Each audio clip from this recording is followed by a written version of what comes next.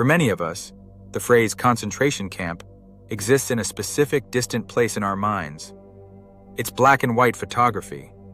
It's a history book chapter about the Holocaust, or about the British during the Boer War, or about the internment of Japanese Americans during World War II.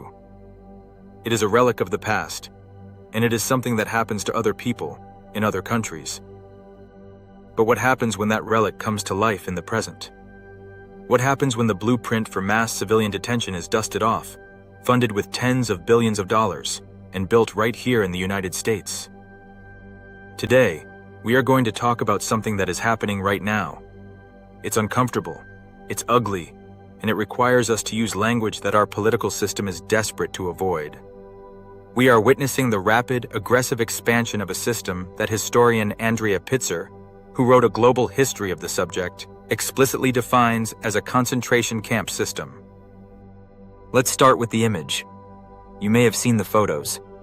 In July of last year, President Trump toured a new facility in the Florida Everglades. He was flanked by Homeland Security Secretary Kristi Noem and Governor Ron DeSantis. They were laughing in front of chain-link cages. Cages meant for human beings. The Florida Republican Party gave it a nickname, Alligator Alcatraz. The state made it official. Now you might look at that and think, okay, it's a prison for immigrants. It's tough, but it's just a detention center. But the definition matters. According to Merriam-Webster, a prison is for people convicted of crimes. A jail is for those awaiting trial for a crime. But an immigration violation? That's civil, not criminal. So what do you call a place where you hold large numbers of people, not for what they've done, but for who they are, based on ethnicity or national origin, outside the bounds of a criminal trial? Merriam-Webster defines that as a concentration camp, a place where civilians are detained or confined under armed guard. This isn't just semantics, it's about understanding the machine we are building. That camp in the Everglades was just the beginning, the prototype. According to reporting from Reuters, the plan is mind-bogglingly vast. Immigration and Customs Enforcement is preparing to spend nearly $40 billion by the end of the year. We're not talking about a few extra jails. We're talking about a complete overhaul of the detention network. Bloomberg News obtained documents showing the administration is buying up warehouses across the country. Empty shells in places like Hagerstown, Maryland, Surprise, Arizona, and El Paso, Texas. They're paying cash, $100 million here, $70 million there, to convert these distribution centers into what some contractors are calling mega detention centers. One facility in Texas is slated for 8,500 beds.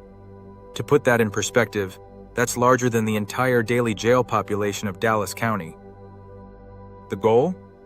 To get to over 100,000 detention beds. Right now, ICE is holding a record number of people, over 73,000. That's a 75% increase in just 1 year. And they have the funding, thanks to a massive spending bill, to operate up to 135,000 beds by the end of the decade. The American Immigration Council notes that this budget for ICE detention is now larger than the budget for the entire Federal Bureau of Prisons. The agency focused on detaining people without criminal trials is now outspending the agency responsible for holding convicted criminals. So, we have the camps. But a camp is just a building. The system is defined by what happens inside. And what's happening inside, according to multiple reports from the ACLU and the American Immigration Council, is a public health and human rights crisis. Deaths in ICE custody hit a 2-decade high last year. At a tent camp in El Paso, Camp East, Montana, 3 people died in just the first few weeks of this year. One autopsy ruled the death a homicide, caused by asphyxiation during a restraint by law enforcement. The government calls these incidents presumed suicides or medical failures, but advocates point to a pattern of neglect, inadequate medical care, hazardous living conditions, and the use of solitary confinement. But to understand the true nature of this system, you have to look at who is being swept into it. The administration has changed the arrest protocols. They've deployed thousands of agents into American cities. In Minneapolis-St. Paul, the number of agents was 10 times the number sent to Chicago last September. And it's not just about numbers, it's about tactics. We are seeing the rise of what looks like a secret police, masked agents in unmarked cars, refusing to show warrants, sweeping people off the streets. We've seen the fatal shooting of 2 U.S. citizens in Minnesota during these enforcement actions. We've seen reports of agents detaining a 5-year-old child, using him as bait to try to lure his family out of their home. This is the texture of a police state. It's the performative cruelty designed to terrorize not just the individual, but an entire community. As Kristi Noem said at the Everglades camp, the goal is to scare immigrants into self-deporting. And if you don't, she warned, you may end up there. Now, defenders of this policy will say, this is just enforcing the law. But as journalist Tom Hartman points out, the targets are expanding. We're seeing moves to revoke the legal status of hundreds of thousands of Haitians. We're seeing the Department of Justice prioritize cases to strip citizenship from naturalized Americans. The administration is challenging birthright citizenship itself. The net is widening. Historian Andrea Pitzer, in a recent interview with Salon, draws a chilling parallel. She notes that before the Nazis came to power, Adolf Hitler wrote about stripping German Jews of their citizenship, reducing them to the status of aliens so they could be put into camps. The Nuremberg laws of 1935 formalized this, revoking citizenship and creating a legal underclass. The Nazis initially hoped these people would self-deport. When that failed, they turned to mass detention. We are watching the same logic play out. You create a group of people who are legally other. You strip them of protections. You build facilities to hold them. You surround it all with a propaganda machine that dehumanizes them. And here is the most disturbing part. This machine is being built to last. It's not just about the current political moment.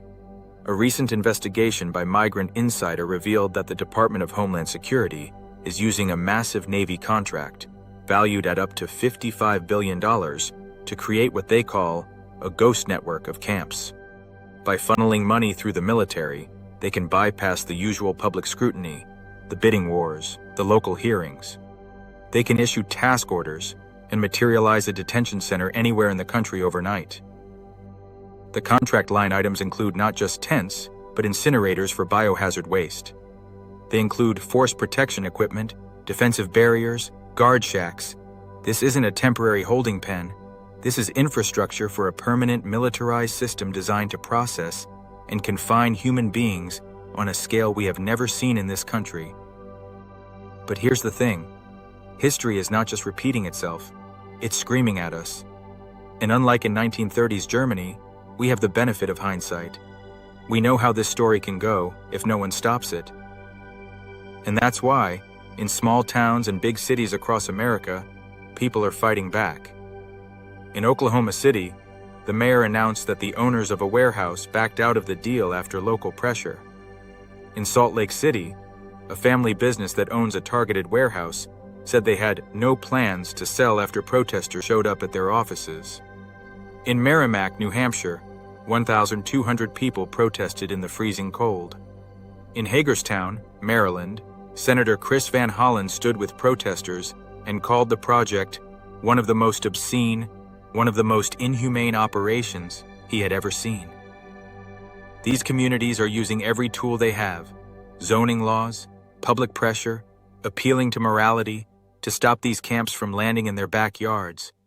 They recognize that once this concrete is poured, once this infrastructure is built, it will be used, and it may not stop with immigrants.